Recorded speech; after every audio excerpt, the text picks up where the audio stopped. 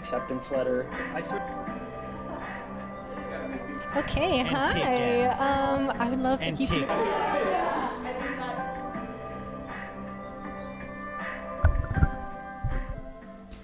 Okay. Hello, no, and welcome to the Stories of Northern Life podcast from the Sault Ste. Marie Museum. Today we are coming to you, our listeners, from Nono's dining room table, and I'm here with my Nono, John Morassut. So thank you for agreeing to record with me for the podcast. So let's start by getting to know you. With where are you from? Where I came from? Yep. Well, 70 years ago, as of now, I was on a ship on the Atlantic Ocean coming to Sault Ste. Marie eventually.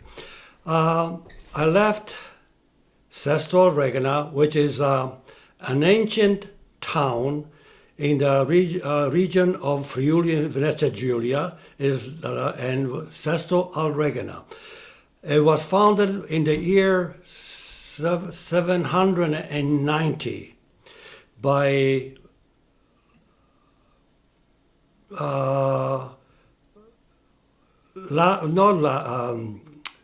wealthy owners from the Lombardy region. And Sesto means sixth, which is the sixth Roman stop. This Roman stop started in the Adriatic Sea and went up to, so it started from there, and then from here, to Sesto, they continue to go by land to what is now Slovenia, Croatia, and going down the east side of the Adriatic Sea. So that's where I came from. So on November the 11th, myself and my mother and another 7 persons that we met on the ship landed in Halifax at Pier 21. Of the 7 persons that came on the same ship at the same time, we all landed or moved and lived in Sault Ste. Marie, and they raised their families here, and here I am. Perfect. So what was the reason why you came to Canada? Well, the reason being was my father was a carpenter. We had a carpenter shop. My uncle was a blacksmith shop, which he had the shop side by side. And my other uncle was a bricklayer. So we were doing a lot of work for this agricultural company. And what was happening, the manager that ran this company, wasn't paying the fees, for the work done. They were doing it on credit. So what happened, my father died when I was 8 years old. So, and after the war, this was before the war, they done all this work. And after the war, they paid the amount that was owed. But it was peanuts. Like, in the value, it was 1,000 lira at that time. But then what happened after the end of the war, it was worth like in today's Canadian dollars was probably $1. So we had no much income. At the same time, like I said previously, my father died when I was 8 years old. So the same year, my aunt that was on my mother's side came to visit us from Canada, from Sault Ste. Marie, and asked if we wanted to move to Canada. So we said, yes, we will likely like to move. And so first my 2 oldest brothers came, and then 2 years later, my mother and I followed. And that's where we landed here in Sault Ste. Marie, and here I am. Amazing. Almost 70 years ago, we landed, and we're still here. I'm the only surviving person of the 7 that they came together on that ship, by the way. Wow. That's impressive, yes. So when did you learn English then? What's that? When you came here and then you had to start learning English, yeah? Well, yes. Well, Well, I was almost 13 years old when I landed here. So we landed here in Halifax on the 11th. And then there was a 3-day train ride from Halifax to the Sioux on old passenger carriages. It was terrible. But anyway, we ate, we drove, we slept in these coaches. So, and then after we arrived, 3 days later, I think it was on the weekend, but then my one of the relatives that lives where my aunt was, okay, took me to school, which is used to be St. Marie School, which is the International Plaza now. So I started school right there. I had my education in Italy, the first year of a high school, but then here I had to start at grade 1. So as I progressed in the language, they moved me from grade 1, 2, 3, 4, etc., etc. And that's how I learned. And plus I had cousins here, so eventually it took time, because what happened was, okay, you go to school, you learn, then you go home, nobody speaks English. Right. So it was hard to master the language and to learn pronunciation and everything, because it wasn't easy. So and then and that's what happened. It took a little, but then what I've done, okay, after that, okay, after 40, I went to school till I was 16. And then after I was 16, because my mother was a widow, she had no way of supporting herself and myself, I went to work. And I started working at the age of 16. But in the evening, I went to school at the Sault Technical School, and I went to learn drafting, design, and language, etc., etc. So I done most of my schooling through going to the technical school at night, winter, summer, whatever they had the courses. Plus, I took a lot of courses in correspondence, which is in those years what you done. You apply to some schools, and I learned how to do mechanical drafting. So I graduated for that too, mechanical drafting.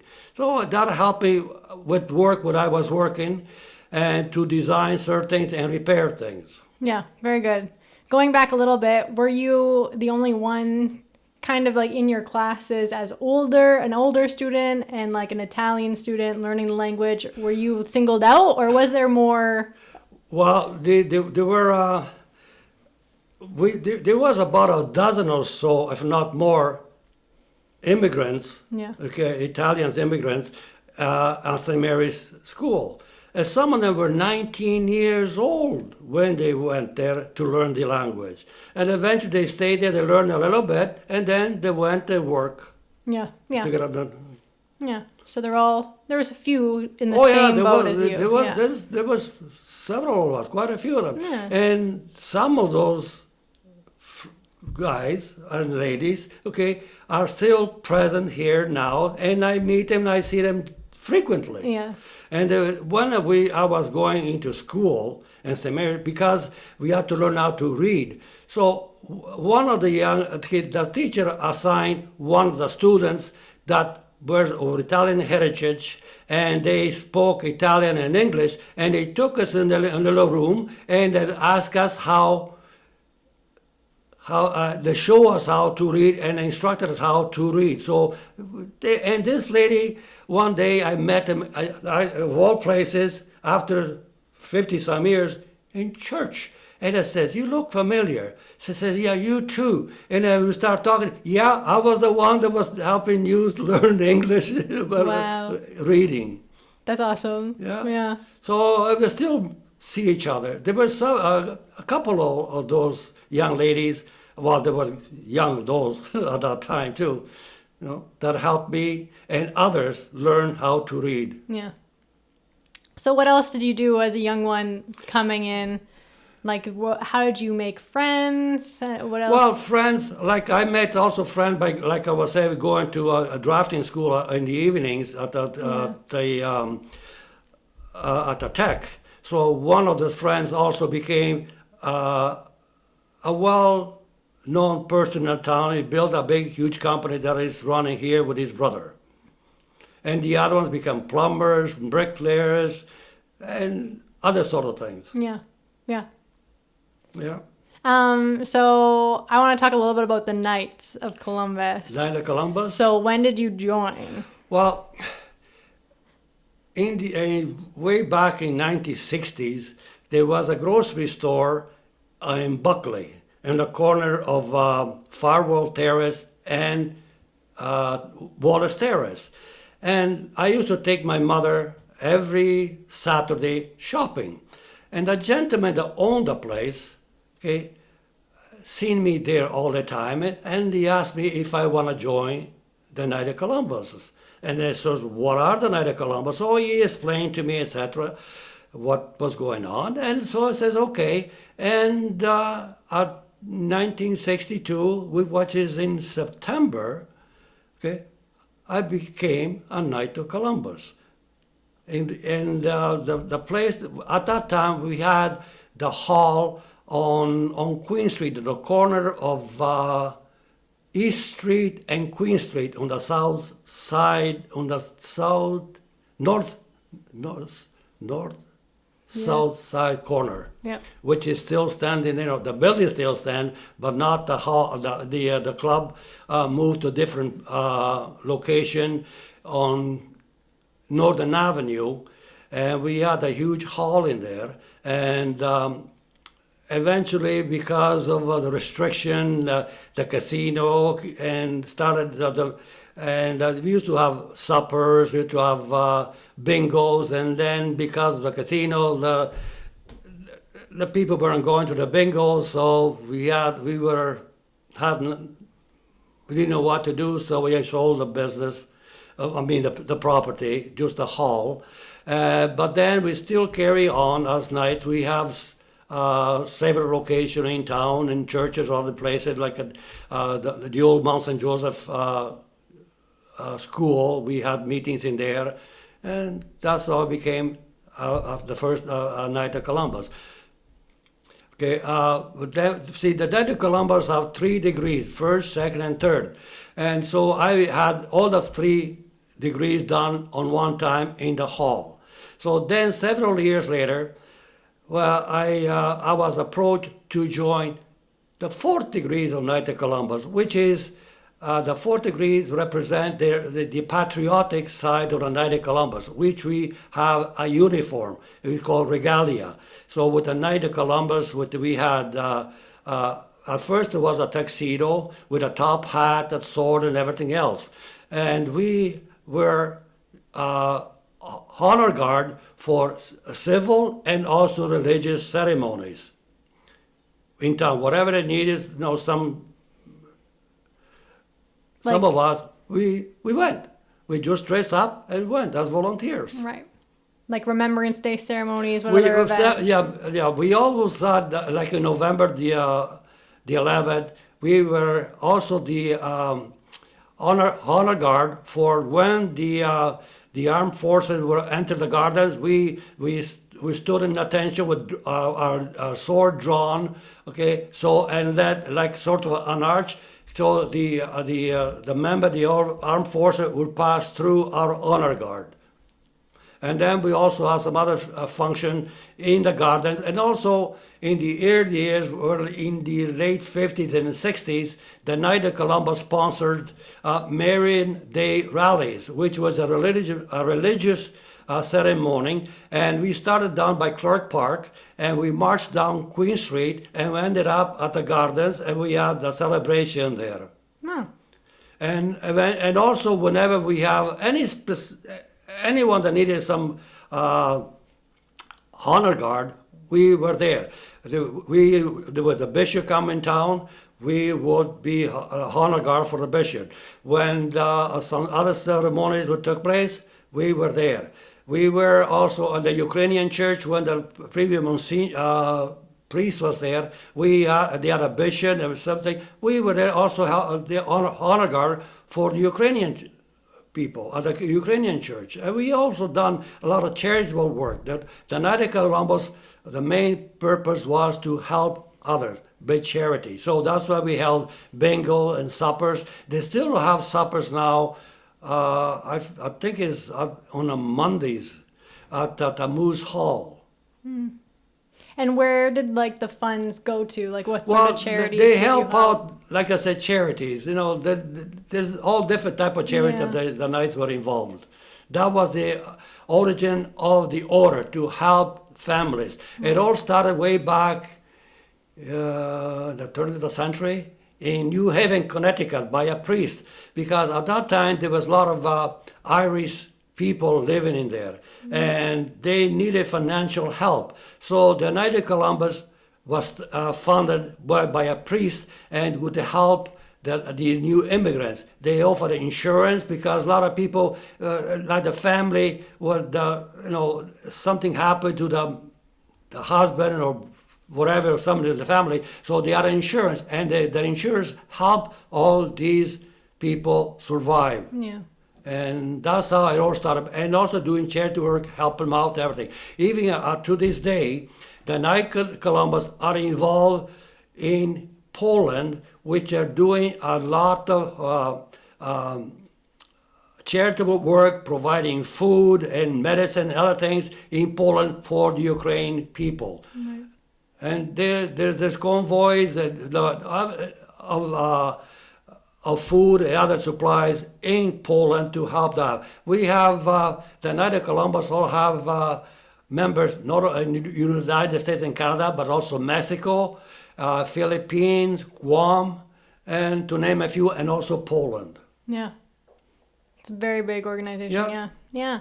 So what's the process of becoming a Knight, for you at least? Well, the process is, first of all, you have to be 18 years of age. Okay, and you have to be a practicing Catholic.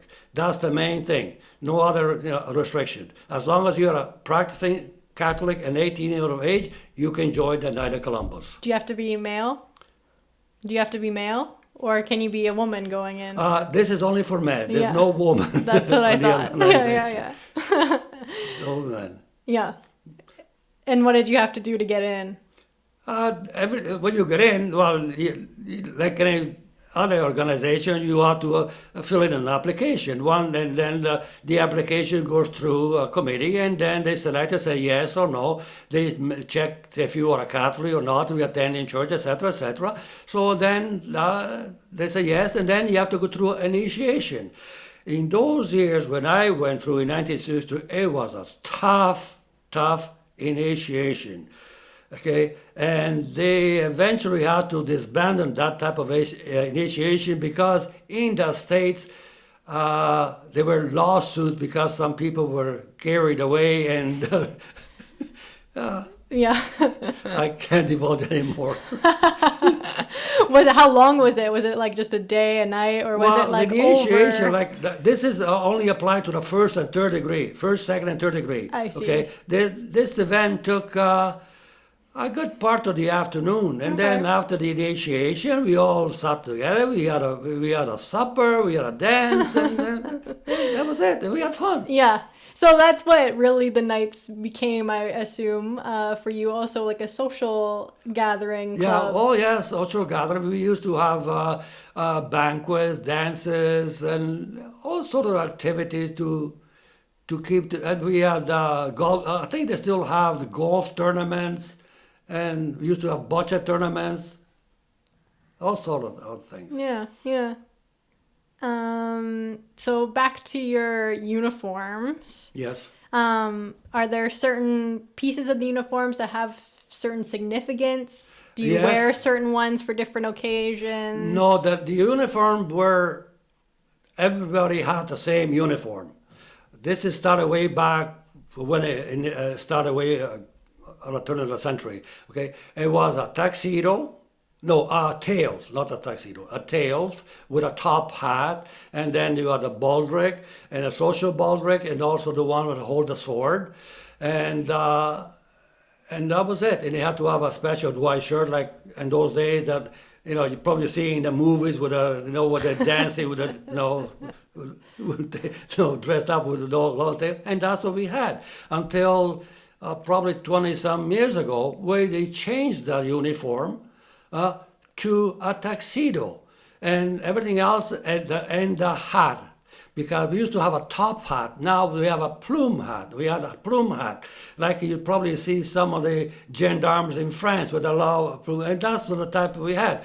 And then, for some reason, the Americans had a convention and they wanted to be a more patriotic type of uniform. And they selected like something that you see the Legion members now wearing, which you have a gray pants, blue jacket, and a chapeau and a beret, and that's but they still have the sword. So that's the way you can distinguish when you're a Knight of Columbus and a Legion member because we're wearing the sword. Yeah, very cool. Yeah. So by the way. I think about 5 years ago, we celebrated our 100th anniversary of the charter in Sault Ste. Marie, 100 years ago. And I was asked, to participate. And I said, I still have the original regalia. You do? I said, yes. So I wore mine at the ceremony. Then what we've done, we had to, another person wore the second generation of regalia, and then the third person wore the present uniform. So there were the three of us, with the different through the time that span over 100 years, the change of uniform that we have with the Knights. That's awesome. One day, your uniform should go into the museum, the collection at the museum. Well, yes, they can go to the museum because, some members used to get buried with the uniform. I But see. the thing, like I said, I have the original and I also have the second, but not the third regalia. So the second one can go. They can also have the sword too, because if no one else wants it, because there's one of our fellow members that he has his father's sword. Wow, yeah. And he's using it, So the swords don't change much. They haven't changed. But, it could happen. Yeah. I won't be around to see it, but hey. But is that something you want? You want to be buried with your suit on? I didn't say that I want to, but it says you could. But Right. I said there are a lot of our members did, Right. they wear that when they passed away. Yeah. They wanted to be known as a Knight of Columbus. When you had the wake, people would go there and but also the members of the Knight of Columbus are not only gentlemen like a man, but also we have priests, deacons, bishops, and cardinals now that are part of our organization. Okay. One day we do a lot of honor guards, and several years ago there was an event honoring the native peoples we had it at the at the cathedral on Queen Street, and there we had the bishop, and then we have 4 priests from 4 different continents here in Sault Ste. Marie. Wow. So there was the local priest was Canadian. Yeah. We had a priest from Europe, which is from Croatia. Another priest was from India, and another priest was from Africa. Wow. So we had 4. They also were knights also at the service. They were together.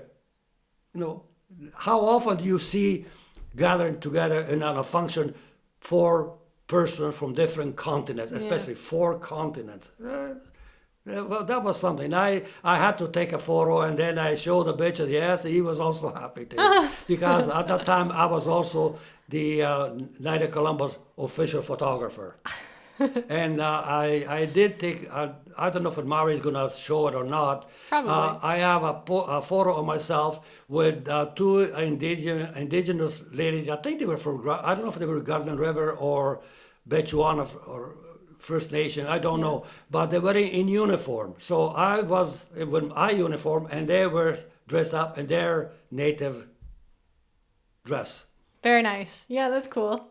Yeah, you'll give me all the photos and we'll add them in. I done some search and I Good. found some songs that I couldn't find because I had to go through 20 some years of photos and I managed to save some. But then there's also other photos that I couldn't find in that slide. They have thousands of slides and I don't know where to look because we used to have like in Community Day, we used to have a float, a Night of Columbus float, and so the Night of Columbus participated on that. Now, it's like I said, it was not only religion, but only any other function which was civil, which requires somebody of honor, we were present. Yeah. Even we do that to this day. Yeah, we might have some pictures in the collection of the parades. We normally have a lot of those, but that's really cool. Yeah. Yeah. Yeah. Awesome. So what were like meetings like? Well, Back in the meeting like any organization, they have something to bring up, what to do, what's the event they're gonna do next, what help they need, because we help other, Yeah. so many people were helped with the Night of Columbus and volunteering with man hours or also financially. Right. So that's what the meetings are all about. Yeah. you know. Yeah. Helping out the order, but also helping out the community. Right. And then after meetings, would you guys all hang out Well, socially? was way back in the 60s and 70s when we were on Queen Street. Okay, we used to have the meeting, and then after the meeting, it was a gathering place for some of the members, and there was a room.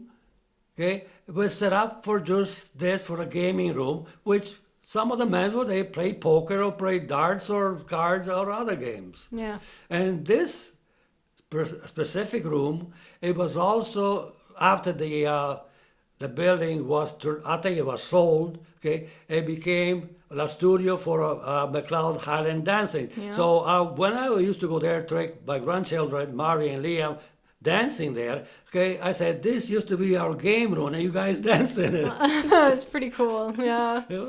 Yeah. It's nice how things go full circle. And you Yeah, never know close it how. out, yeah. So Yeah. that was after that was the first time in so many years that I went back inside the building. Then Yeah. one day I was there. I says, "What do we do now?" So I took a peek, see where the hall that we used to have our meeting and dances. Because when we had the dances, we like. Normally, okay, we used to have some bands. They also kind of gathering. Another thing happened. One year we had some kind of celebration, and I can't remember exactly what it was. So there I am with all. This was the 4th degree Night of Columbus, with we're all dressed in uniform with our regalia. So we were there gathering and talking, and says this person comes to me and says, "John," says, "Yes, you remember me?" No. But says, "I'm so and so. We were to work together in Elliot Lake." "Oh no," I said. So it was such a surprise to see her with the escort, which he was a 4th degree Night of Columbus in Elliot Lake. I see. So it was emotional to see people that you work with after so many years. Yeah. Yeah. Yeah. So we used to go to other places like Elliot Lake. And Sudbury, North Bay, but then they will also come to our, whenever we had some special events, whatever. I can't remember exactly why we were here. There was something. I think it probably was a 75th anniversary of our order or something. I can't remember that. Yeah. But yeah. Yeah, it's a big community then. Big community. Yeah. Yeah. So what else did I don't know, what else did that bring you?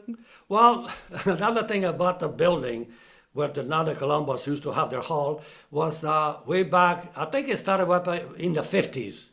I can't remember which year it started in the 50s, but anyway, a friend of mine, Okay, says, well, you want to go to some dances? I says, where?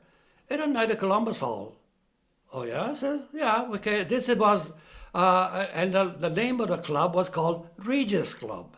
And it was association, well, not an association, a group of young, it had to be young, well, not married.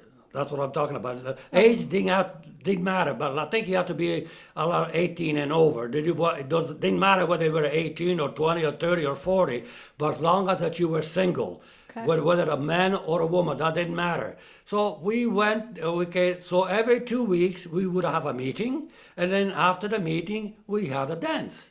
And those dances was the meeting, it was, I guess, in a way, a meeting place for your future husband or wife, which that did happen. How many of those persons that went there either married a he or a she in, that met through the night, through the Regis Club. And the Regis Club, and like I said, it was held there, and we had dances every 2 weeks, and we had records. So we didn't have a live band or anything, but we have a person that selected many records, and we played it. They're all sorts of music, So you can go fast, you can slow, whatever. It didn't matter. But then the thing that you had to do, you didn't dance with one single person. You had to switch. So everybody had a chance to dance with a different person. So like I said, I danced with one lady first, then you have one dance or two, and then you switch to another one, and then vice versa. So there was this more of getting to know each other personally. So that's how we made a lot of friends who to this day I still have friends that really attended those places. And this, like I said, this friend of mine used to pick me up and take me there to the dances. And this was every Sunday, not every Sunday, every second Sunday. And one evening after that dance, this friend says, let's go to Muyo for a snack. Okay, let's go. And then that's my future wife was working. And that's how he says, okay, well, he was saying to me, see, there's two sisters working there.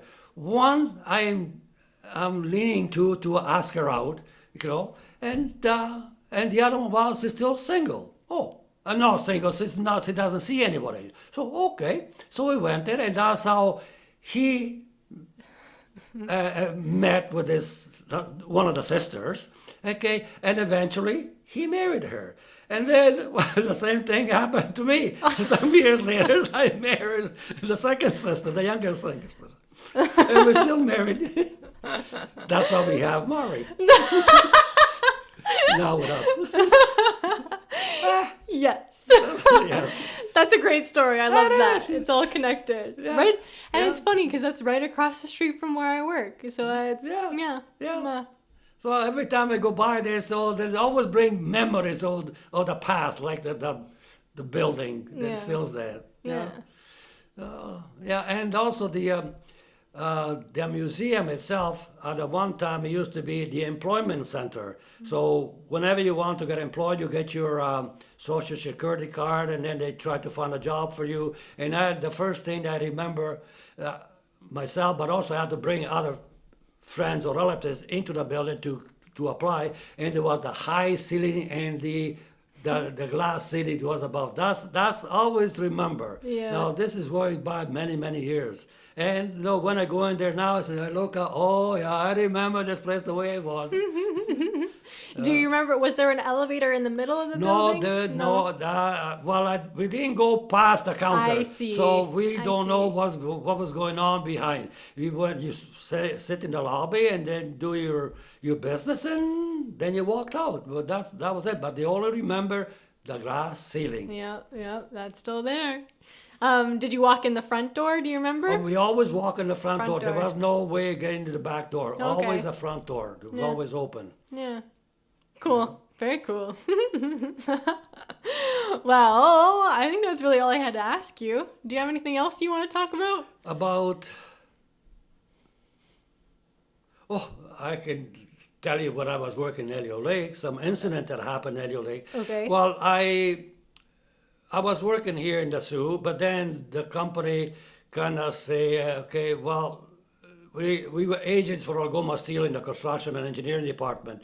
So Algoma Steel stopped building. So it says, okay, you work in the office, and what happens? Oh, well, you have no job.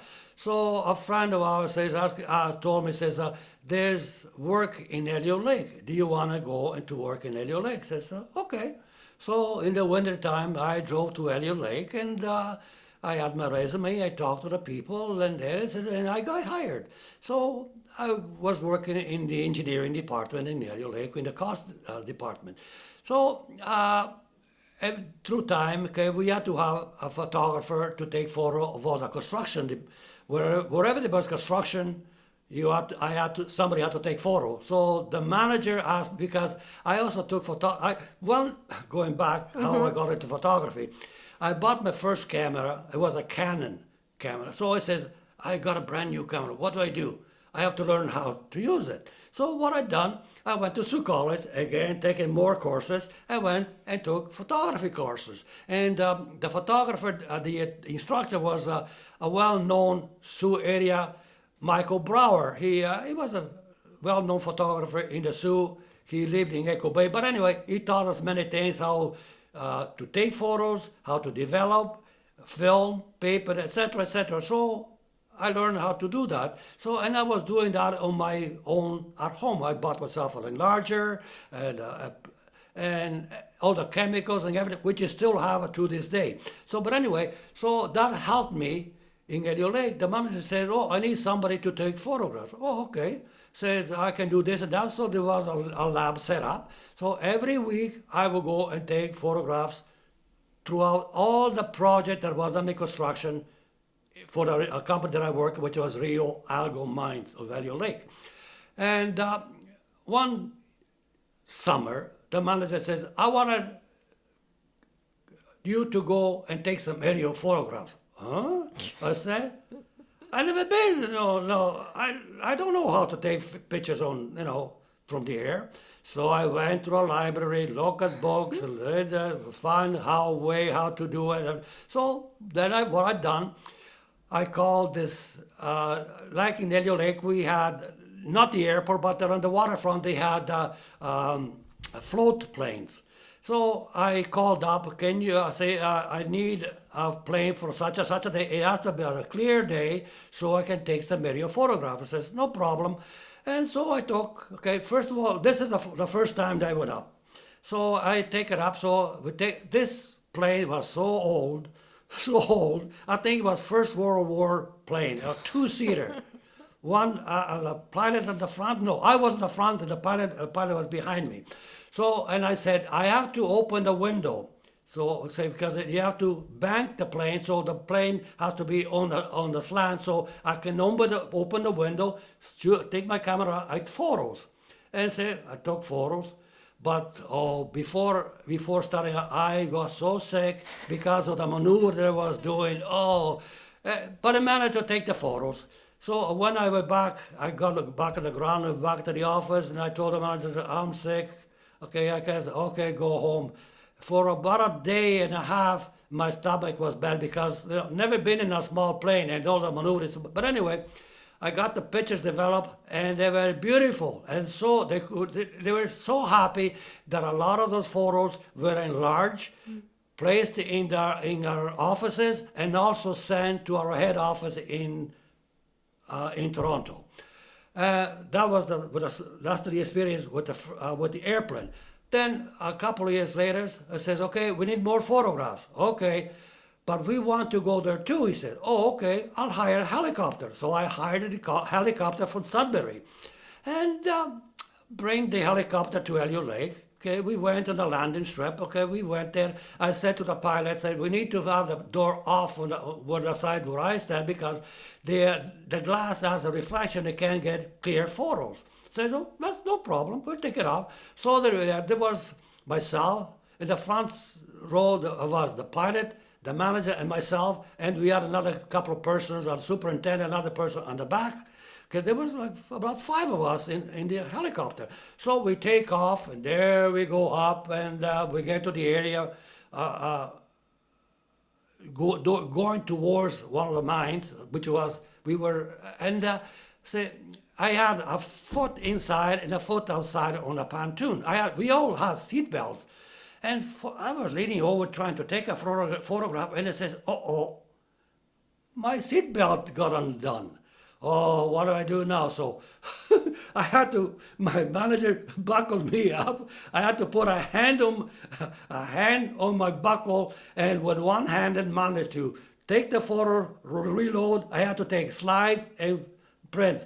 And there we go. I almost, if I didn't do that, I would have been plunged down into the lake. Yep. But then the second time that we went up, we done the same thing, but I was smart. I said, I got some masking, duct tape. I taped the belt, and then it was okay. Well, so it was, quite an experience. Yeah. And the photographs, they were good. So I learned how to take aerial photographs, which is, I was pleased because some of the photos, like I said, they went out on many different countries too. Because the way we're doing, they're rehabilitating some older mines that were idle since 1956 or 57. So some of the images, they want to see where the mines were, how everything else. So they went even as far as out in the Far East. Wow. Yeah. So I got a lot of experience in taking photographs in Elliot Lake because of that, the people obviously in the office and that they wanted me to take photograph of them, and one of them was a former model who she modeled in in New York.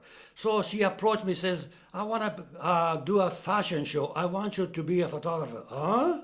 So again, I never had experience of taking photographs. So they set up everything. So there I go. I ended up on the end of the runway, set up my camera. I had a flash, we could really very, very powerful.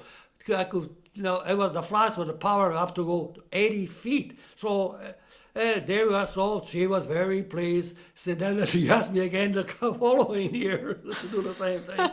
Yeah. And then some of the people there, they wanted, to take photographs, and so I said, "Hey, it's a hobby. I didn't charge them anything because I like to take photographs." So I gave them the photograph. They were happy, and like I was mentioning before, the lady that I met in the United Columbus that I haven't seen for so many years, okay, she asked me, says, "I have a small child. Do you mind coming to take photographs in my house?" "Yeah, no problem." So I did. Okay, she had this huge dog. I must have, when I was sitting, it was about 3 foot, almost over 3 foot high. And so I said, "Oh," and she had the baby. She was barely standing.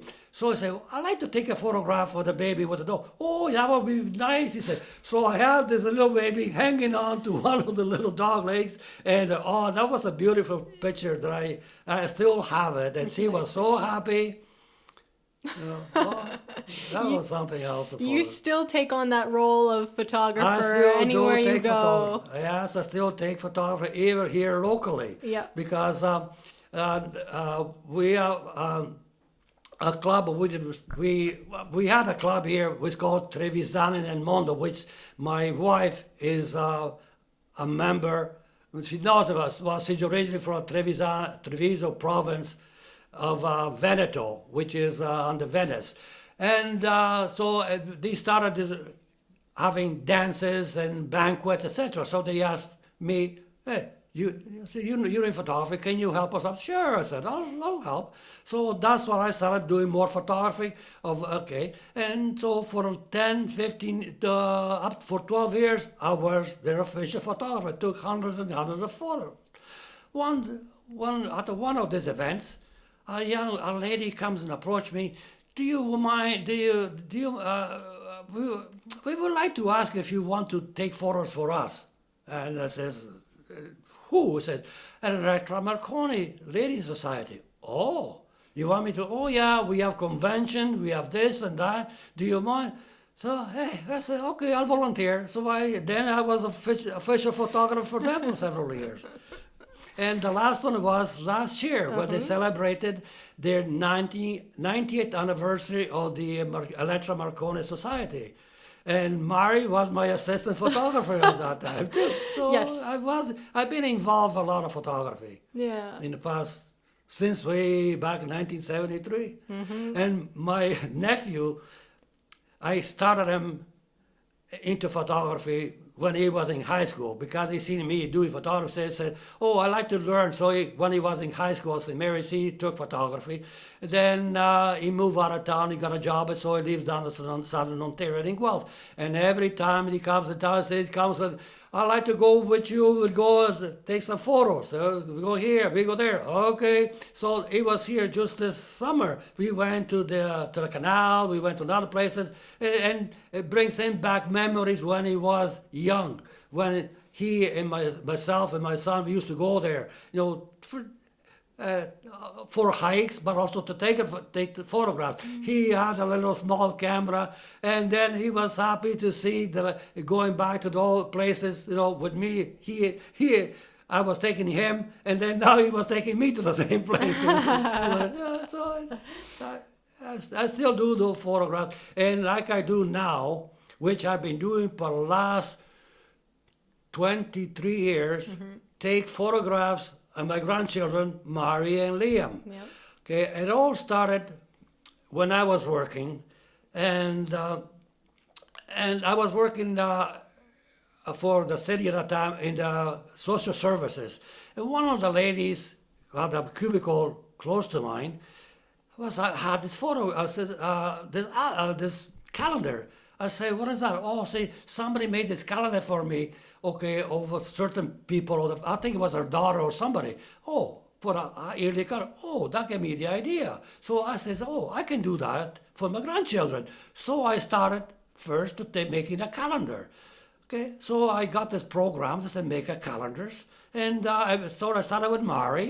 So every month, Every 12 month. every month, 12 months of the year till the present, I do a monthly calendar. Then Liam came along, so I Mairi and Liam. And all to this day, I'm still making calendars. I have a stack which is about almost 10 inches tall of photograph because I saved. In the first few years, some reason I don't know what happened. They got destroyed, but I have most of them on my computer that I can go back. I can show them their life in 20 years Yeah. by monthly how they grew month by month. Yep. It's pretty special. Yeah, it is. And now special. now is the end of the month, so now I'm working on November calendar. No. But what I do also, which is something good for them to reminisce how what they were doing when they were younger. I also take on the calendar I put the present picture, which is and then I also put a photo of each. Okay, of when they were young, whether they're 1, 2, 3, or whatever, and then a picture of them when they were together. So I have 4 other photographs going back with 2004, 2006, 2018. It didn't matter, but it had to be for the same month. So I go back at the same month for every other photo that I put there. So I do, so I have the present and the past on the calendar. Yeah. It's very special. It's a hobby. It keeps my mind occupied, and some days I have nothing to do. I go on my computer, and then because I have saved all the photos on my, I used to have them on a hard drive, but then I said I better save them on the external drive, and then I had it way back. I had them on CDs and DVDs, and then sticks. It says, but something happens. What happened to all the photos? So I removed most of them from my computer because the computer burned a couple of times, so you don't want to lose all that. So, but anyway, I go there and I look back. I go 20 some years, and then it makes me feel good. But not only that, what I do, I also copy all photographs and slides. The other thing, the slides, like I said, I have thousands of slides that I took. Okay, and so gradually I save some of them, but it is a time consuming. Yeah. Because I know I have a scanner, but it takes too long. So I invented myself something which was a little faster. So I'm gradually getting there. Yeah. Yeah. So that's the life of photography. It's amazing because you're capturing history as it goes, well, and yeah. it's a little. Well, Mairi, she wants it also to do some not only photography but developing, and I still have some black and white film. It goes back to the 80s. Okay, a friend of mine used to be living right behind me. He was a druggist, a pharmacist in town. So he and I became good friends. We used to go taking photographs all the time. And he says, okay, and he worked at the time, I think it was Kmart. And Kmart had a camera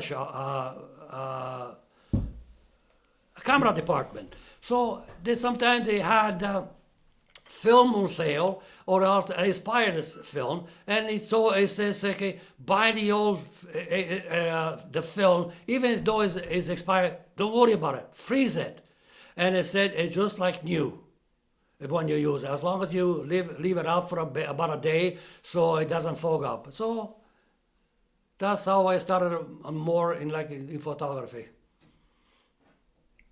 I also learned some tricks from this fella. I'm happy. Yeah, Okay? you So feel like because talking to you like this also brings me good memories from way back. You know, Yes. it makes you feel good. Yes. You know, to share some of these stories with the young generation. That's what I do. Yeah. Well, And I think I love it because of you. I like Oh. you always told me stories, and I've always Well, been fascinated, yes. and I think that's well, why I like this project, and I like. yeah. I'm glad I was able to do this. Well, thank you. Well, because like I remember when the ship, a lot of people were getting seasick. Fortunately, I wasn't seasick. Well, when that's I came. nice, No. yeah. But one thing that I still remember is the dolphins. Wow. The dolphins swimming right beside the ship. Wow. That's I can't forget. Yeah. You know, you're on the ship and there's the dolphin, jumping in and Wow. out of the water. That was something else. Whereabouts would you have been? Like, In the ocean, someplace Yeah, in the somewhere. Atlantic. I don't know where. You're about 12 or 13 days on the ocean, Right. on a ship. So I had no way of knowing. I didn't even know when was the day that we, disembarked in Halifax. So, like I said, in Halifax, I was happy to go back in Halifax when I was working in Nova Scotia and Cape Breton Island. So one day, I decided to ask my family to come and visit in Cape Breton where I was working. So we went there. So I hired a vehicle and we toured Cape Breton Island in Nova Scotia. And I always wanted to go back to Pier 21, Yeah. but at that time it was not developed like to like the tourists. museum that they have now. But just being there, see, said, this is what I landed. That was something else. for sure. It was something else. Yeah. Yeah. Yeah. And it's No, still see, full circle look, that you worked look, there. and you look, you stay there, look at the ocean, and I came from all the way back there, so came from here. See, at that time, I didn't go back. Okay, several years later, I went back, but there was something emotional, just sitting there, by the dock, looking at the sea. Yeah. Yeah. What about going back to Italy the first time? Well, the first time it was emotional too because not only myself, say I took also my son, and also my wife's parents, and which was good because by going back, Okay, we show our son where my family came from and when the mother's family came. Okay, and so it was also good because he went with his grandparents. Okay, which it was good for them and also good for him going back. Yeah. You know, so when we went there, we rented a vehicle, we stayed. Oh, when we landed, it was a disaster because we were supposed to land in Venice and there was a strike in Venice, so they had to send to a different airport. And the people that was to pick us up, they know where we were. Oh, yeah, we were close to the Slovenian border, which is, so that's quite a distance. So somehow my cousin in Italy called the airport and thought, oh, we don't strike, it's being diverted to such or such a place. Okay, so they managed to come and get us there. But anyway, so she took us there and said we went to this town where the wife's parents grew up or lived in the area. We went to the hotel. Well, it was fine. We went to the hotel, go up there. Oh, what a disaster. Go up the stairs, you go up the stairs, the light comes on, and you're halfway up the stairs, the light goes off. Oh. So there was something else. So we stayed there 2 nights, and then my in-laws says, oh, we know a place such a supper in the mountains area where they have an inn, which is where they have a restaurant, but also they have room for that. So we went there and it was a place. We stayed there for a whole month, which, that was a good experience for all of us because it was easy to go places, visit historical sites. We went to Venice a couple of times. It was the first thing for my son. It was something else. Yeah. And this has happened the first day after I got there. Okay, what will you do now? Okay, I have a car. Oh, let's go to Venice. Oh, I didn't know how to get there, so I had a map. And I looked, and I went there, and then I came back. Then I said, another day, says, I want to go see the town when I was born. I said, how do I get there? So again, I guess I'll look at the map, I look, said, Then I came to an intersection. It's a T. I said, what the heck? Which way do I turn, left or right? So I asked, so there were some people close by, I asked, which way do I go? One says one left, one says right. Uh-oh. What do I do now? So I took one road, I guess that road took me. Then that's the reason how I got back, go to the town, to Sesto, was because of my mother used to, she had a riddle that used to tell me all the time. It named the places, the towns. So, I remember the town. Oh, this is the town that she mentioned. So, okay, it's not too far from here. Oh, then there's go Delta. Oh, okay. So I managed to get there. And what was emotional, go see the house where you were born and you lived for a while. Yeah. It was nice. Yeah. So my son took a first look at the ancient town. Like I said, this ancient town, it has the church was started way back. It was an abbey. It is an abbey, which is housed the bishops and eventually even cardinals. Okay, in that place, and it had a monastery, but then also it had 7 towers, and there's only 3 towers still standing. And around the church and the tower, there was a moat. Okay, and then we had a drawbridge, and one of the towers that's standing. Okay, I always want you to go under it. You say there's a hole in the ceiling. Why is the hole in the ceiling? And this was in case of enemy would come in, they would pour hot oil onto them. Oh, okay. And then on the other side there was another canal all around it. So it was well protected. Yeah. Like I said, it's ancient. And then it was named several years ago one of the best 10 small towns of Italy. And now they have more nominated, but it was being one of the first 10. Wow. So they had a huge ceremony, and this person that I met through my son, who is the same last name, but no relation, sent me some photos. And it was, and it says, they had television, the state television, with special events, broadcasting live through all Italy. Yeah. Yeah, it was very interesting. Yeah.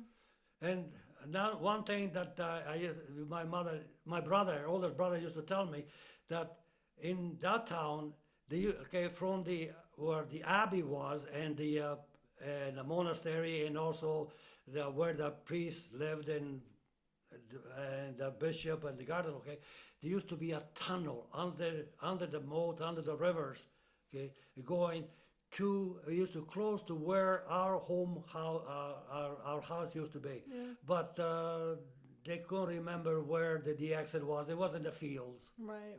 Yeah. Wow. Yeah, well, so they bring, it was good. Some rich history. Yeah. Oh, yeah. Well.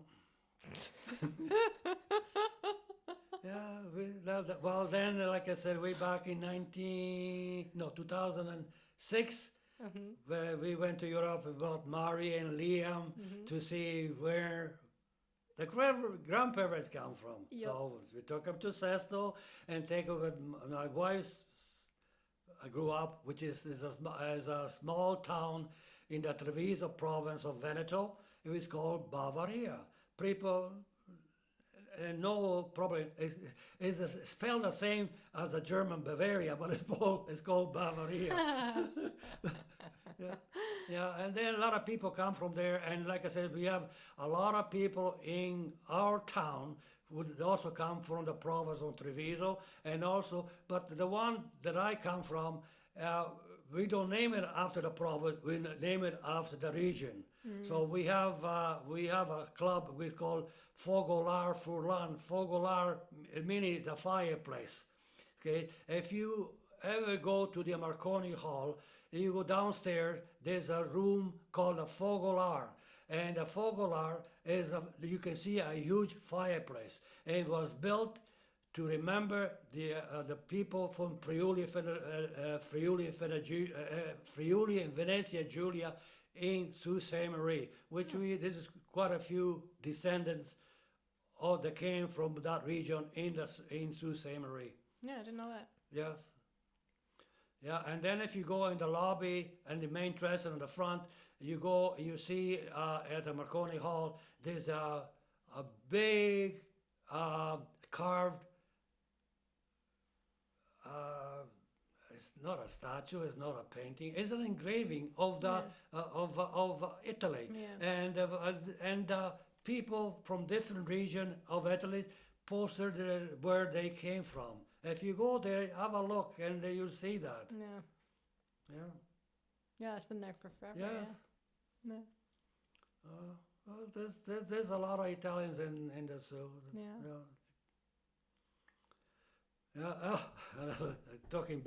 Going back to school. One of these fellows, students, we're going back to St. Mary's School, and he always comes to, when we get together, he says, "Remember when we pulled the fire alarm?" Well, we didn't know. We were new to the country, we were new to the school. So there was a recess time in the middle of winter. And one of us, I don't know who or why, they pulled the alarm. There's the fire alarm. So the whole school there in the middle of winter out there, crazy. And he always tells me, every time he sees me, he said, "Remember that?" "Oh, yes." Oh, yes. So there's still good memories. That's why talking to you again now, it makes, makes you bring out things that happened in the past, which is... Where did you live at that point when you first moved? Well, when I first came here, we lived on Queen Street West, just where the Bridge Plaza is now. The house still stands there, and my aunt lived in the front house, and then there was my cousin's widow lived in the house behind, which my brother lived there. They were boarders of them, so we stayed there for a few months, and then from there That's why from there I went to school at St. Mary's. Right. Okay, and then from there we moved to Henrietta Street, and from there and Henrietta Street, and if, when I living in Henrietta Street, I would walk every day to school in St. Mary's School. Oh, that's I would decent walk distance. summer and winter for several years. Yeah. And then from there, we built what my brother and I built a house for my mother on Root Street, which we stayed there until I got married. Yeah. And my nephew, my brother owned the house, and then he passed away, and he left, and my nephew bought the house, his parents' home. So it's still in the family. So I hope someday this property, this house, will go to the family too. Yeah, because you built this one too. Oh yeah. So who knows? There's a lot of it's, when I'm gone, who knows? But my hope is that one or the two grandchildren will take it. I've had dreams of having this house and making it mine. Well, yeah, because there's a lot of things that I built in the house. They said, I want this, I want that. Right. That was Mary, no Mary. Oh, yeah. Mary wants that. No, there's even yesterday, talking about in the hallway, I built things which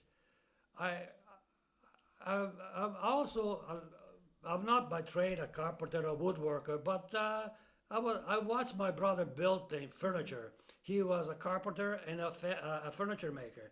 So I watched him building things. So I says, hey, I built this house. We built this house with their help. And in the basement, under the garage, I made a shop, which in the shop, I built my carpenter shop. So I do a lot of projects and I build a lot of things. And one of the things is that something that Mairi wants. Yeah. I want lots of things. Yeah.